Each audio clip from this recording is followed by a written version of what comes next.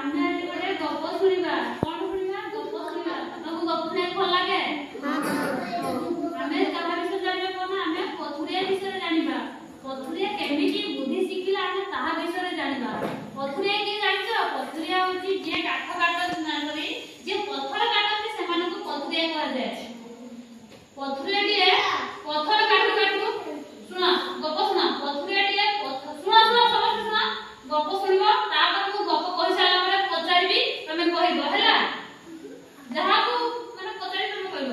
ପଥୁରିଆଟିଏ ପଥର କାଟୁ କାଟୁ ତାକୁ ହାଲିଆ ଲାଗିଲା ଏବଂ ସେ ଦେଖିଲା ସୂର୍ଯ୍ୟକୁ ଦେଖି କହିଲା ତମେ କେତେ ପ୍ରଖର ସୂର୍ଯ୍ୟ କିରଣ ଛାଡୁଛ କିନ୍ତୁ ଚନ୍ଦ୍ର ଶୀତଳ ଛାଡୁଛନ୍ତି। ସେ କଥା ମାନେ ପଥୁରିଆ ଗୋଟେ କିଏ ଶୁଣୁଥିଲା? ଚନ୍ଦ୍ର ଶୁଣୁଥିଲା। ଚନ୍ଦ୍ର ଏକଥା ଶୁଣି ସୂର୍ଯ୍ୟକୁ ଚାହିଁ ଟିକେ ହସିଦେଲା। ଆଉ ସେ କହିଲା ମୁଁ ବହୁତ ବଡ। କଣ କହିଲା ନା ମୁଁ ବହୁତ ବଡ। ସୂର୍ଯ୍ୟ ଏକଥା ଶୁଣି ସେ କହିଲେ ରହରେ ପଥୁରିଆ ତୁ ଚନ୍ଦ୍ରକୁ ବହୁତ ବଡ କହୁଛୁ। ତାପରେ ଦିନ କଣ ହେଲା ନା ତାପରେ ଦିନ ସୂର୍ଯ୍ୟ ଆଉ ବାହାରିଲେ ନାହିଁ। ସୂର୍ଯ୍ୟ ନ ବାହାରିବାକୁ ଚାରିଆଡେ ଅନ୍ଧାର ଦେଖାଗଲା। ପଥୁରିଆ ଆଉ କାମକୁ ଯାଇପାରିଲା ନାହିଁ। ପଥୁରିଆ କାମକୁ ନ ଯାଇପାରି ସେ ମନ ଦୁଃଖରେ ଘରେ ବସି ରହିଲା। କାହିଁକି ନା ଅନ୍ଧାର ଉପରେ ସେ କାମ କରିପାରିଲାନି ନା। କାମକୁ ନ ଗଲେ ସେ କଣ ଖାଇବ? ସେଥିପାଇଁ ସେ ମନ ଦୁଃଖରେ ବସିଲା। ସେ କହିଲା ସୂର୍ଯ୍ୟ ନ ବାହାରିଲେ ନାହିଁ ତାରା ମାନେ ଯଦି ଟିକେ ବାହାରନ୍ତେ। ତାରା ମାନେ ଏକଥା ଶୁଣି ତାଙ୍କ ମିଞ୍ଜି ମିଞ୍ଜି ଆଲୁଅରେ ଦେଖାଦେଲେ। ତାରା ମାନେ ଯେତେବେଳେ ବାହାରିଲେ ପଥୁରିଆ ତାର ସବୁ ନିତ୍ୟ କର୍ମ ସାରି ସୂର୍ଯ୍ୟଙ୍କୁ ନେହେରା ହୋଇ କହିଲା ହେ ସୂର୍ଯ୍ୟ ଦେବତା ମୁଁ ତ ମୂର୍ଖ ଲୋକ ନ ଜାଣି କେତେ କଥା କହିଦେଲି। ଏଇ ଶୁଣ ଗପ ଶୁଣ। ମୁଁ ତ ମୂର୍ଖ ଲୋକ। କିଏ କହିଲା ମୁଁ ତ ମୂର୍ଖ ଲୋକ? ପଥୁରିଆ କହିଲା ମୁଁ ତ ମୂର୍ଖ ଲୋକ ମୁଁ ନ ଜାଣି କେତେ କଥା କହିଦେଲି। ଆମ ପୃଥିବୀ ପାଇଁ କଣ କଣ ଦରକାର? ଆମ ପୃଥିବୀ ପାଇଁ ସୂର୍ଯ୍ୟ ଦରକାର, ଚନ୍ଦ୍ର ଦରକାର, ତାରା ଦରକାର, ସମସ୍ତେ ଦରକାର। କିଏ ଚନ୍ଦ୍ର ତାରା ପୃଥିବୀ ପାଇଁ ସୂର୍ଯ୍ୟ ଚନ୍ଦ୍ର ତାରା ଗଛ ଲତା ସମସ୍ତେ ଦରକାର।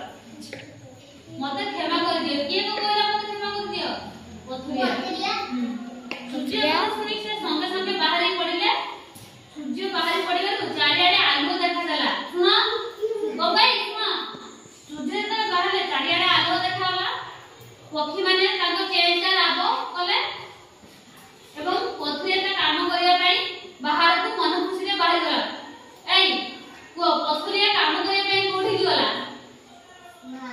ବାହାରକୁ ଗଲା। ମନ ଖୁସିରେ ଗଲା ନା ଦୁଃଖରେ ଗଲା? ମନ ଖୁସିରେ ଗଲା। ସେ ବାହାରକୁ ଯାଇ ତାର କାମ ଆରମ୍ଭ କଲା। ଶୁଣ ସୂର୍ଯ୍ୟକୁ ଦେଖି କିଏ ହସୁଥିଲା କୁହ? ସୂର୍ଯ୍ୟକୁ ଦେଖି ତାରା ହସୁଥିଲା। ଏଇ ସୂର୍ଯ୍ୟକୁ ଦେଖି କିଏ ହସୁଥିଲା? ତାରା। ସୂର୍ଯ୍ୟକୁ ଦେଖି ଜହ୍ନ ହସୁଥିଲା। କାହିଁକି? କାହିଁକି ନା ଏଇ କାହିଁକି ହସୁଥିଲା କୁହ? କୁହ ସିଏ ପରା କହିଥିଲା ସୂର୍ଯ୍ୟ କେତେ ପ୍ରଖର କିରଣ ଛାଡୁଛନ୍ତି। କିଏ କହିଥିଲା କଥା? ପଥୁରିଆ କହିଥିଲା। ସୂର୍ଯ୍ୟ କେତେ ପ୍ରଖର କିରଣ ସୂର୍ଯ୍ୟ କେତେ ପ୍ରଖର କିରଣ ଛାଡୁଛନ୍ତି। ଚନ୍ଦ୍ର କିନ୍ତୁ ଶୀତଳ ପ୍ରଦାନ କରନ୍ତି। ଏକଥା ପଥୁରିଆ କହିଥିଲା।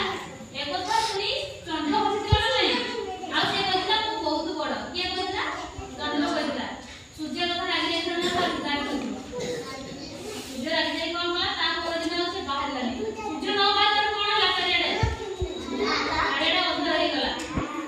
ସୂର୍ଯ୍ୟ ନ ବାହାରିଲେ ଚାରିଆଡେ ଅନ୍ଧାର ହେଇଗଲା। ତାପରେ ପଶୁ ପକ୍ଷୀ ମାନେ ବାହାରକୁ ବାହାରି ପାରିଲେନି। ପକ୍ଷୀ ମାନେ ବାହାରି ପାରିଲେନି। ପଥୁରିଆ ମଧ୍ୟ ବାହାରକୁ ବାହାରି ପାରିଲାନି। ପଥୁରିଆ ବାହାରକୁ ନ ଯାଇ କଣ କଲା? ମନ ଦୁଃଖରେ ବସିଲା। କାହିଁକି ମନ ଦୁଃଖରେ ବସିଲା? ଅନ୍ଧାର ହେଇଥିଲା।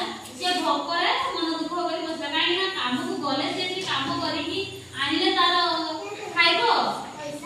ପଇସା ଆଣିଲେ ତାପରେ ଯାହା କିଣିକି ଖାଇବ। ନ କରିଲେ ଖାଇବ। ତ ଏଟା କିଏ ବୁଦ୍ଧି ପାଇଲା ନା? କିଏ ବୁଦ୍ଧି ପାଇଲା?